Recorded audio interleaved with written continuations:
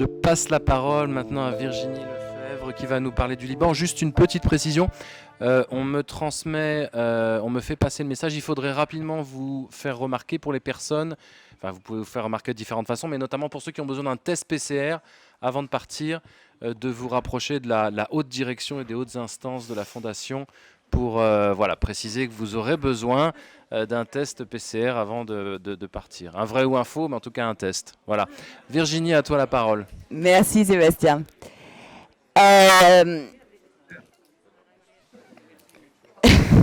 C'est super les PCR pour le silence. Vous m'entendez? Ok, je commence. Alors, c'était pas l'ouverture des débats entre vous. Allô? Allô, allô? Est-ce qu'on pourrait écouter Virginie? Merci. Merci. Attends, j'ai coupé ton micro, excuse-moi. C'est le problème du Liban. Voilà, je t'ai coupé l'électricité. Virginie, ça a coupé encore une fois. C'est fini? Non, là, c'est pas moi. Ok, ouais, c'est bon? D'accord. Alors, en préparant cette intervention, je me permets de paraphraser un film que vous avez peut-être vu de Nadine Labaki et qui a pour titre « Et maintenant, où va-t-on ?»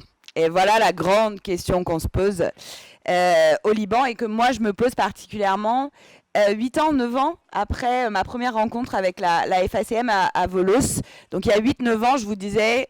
Situation au Liban, gravissime, accumulation de crises, faillite de l'État, décennies de guerre, d'occupation. Alors, c'est toujours le cas, mais je vous avoue que maintenant et aujourd'hui, en 2021, on a vraiment atteint un point qui est critique, avec de multiples crises particulièrement aiguës en termes humanitaires, socio-économiques, politiques et sanitaires.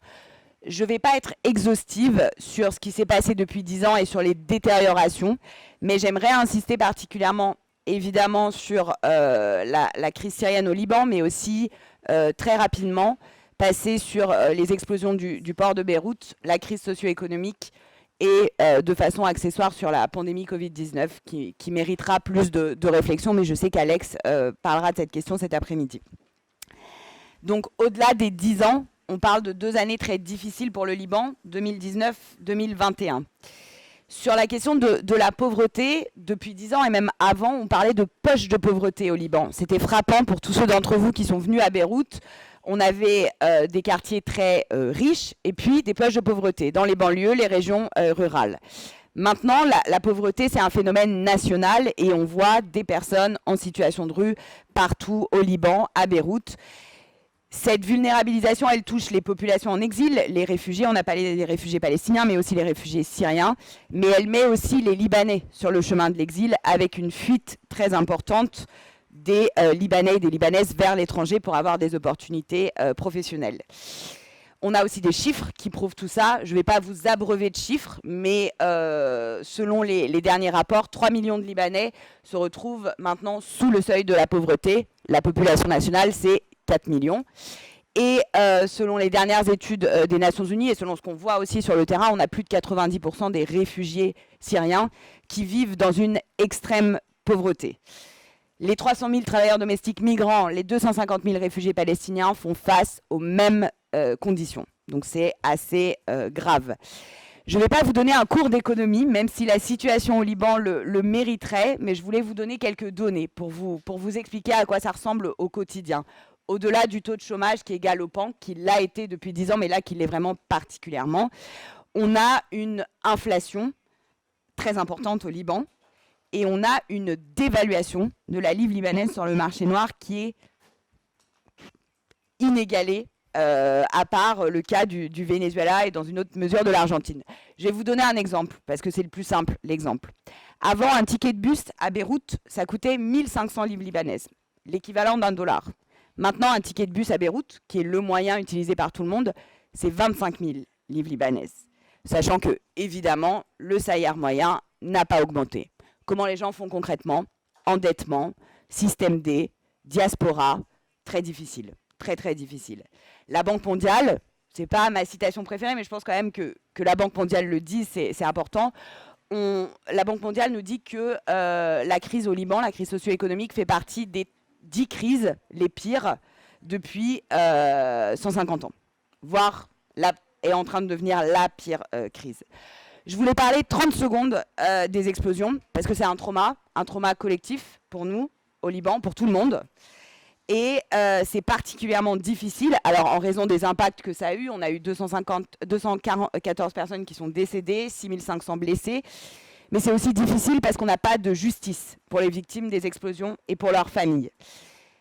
Je veux quand même une note d'espoir là-dessus, parce que les explosions, ça a aussi vu une mobilisation exceptionnelle des populations et des diasporas.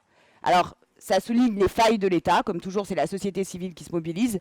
Mais en même temps, et pour moi, c'est une source d'espoir. Source d'espoir qui est évidemment atténuée par les blocages et les absences de gouvernement qu'on voit depuis très longtemps au Liban, depuis 10 ans notamment, même si un nouveau gouvernement a été formé le 10 septembre 2021. Mais bon, avec une seule femme, l'égalité des genres au Liban fait malheureusement souvent les frais du sectarisme dans le pays. Donc la crise de confiance, elle est toujours là, entre les citoyennes, les citoyens libanais et leur classe politique. On a aussi une exacerbation des tensions. Vous avez peut-être entendu parler des clashs armés qu'il y a eu au rond-point de Taïoné, qui nous ont beaucoup touchés, parce que c'est de là où... Alors bon, il y a débat sur comment a commencé la guerre civile libanaise, mais en tout cas, c'est de là où a commencé la guerre civile libanaise. Faudrait et tout conclure, ça, Virginie. c'est effectivement très difficile. Je conclue très rapidement en parlant de la révolution d'octobre 2019, qui a suscité beaucoup d'espoir, mais qui maintenant nous semble très loin.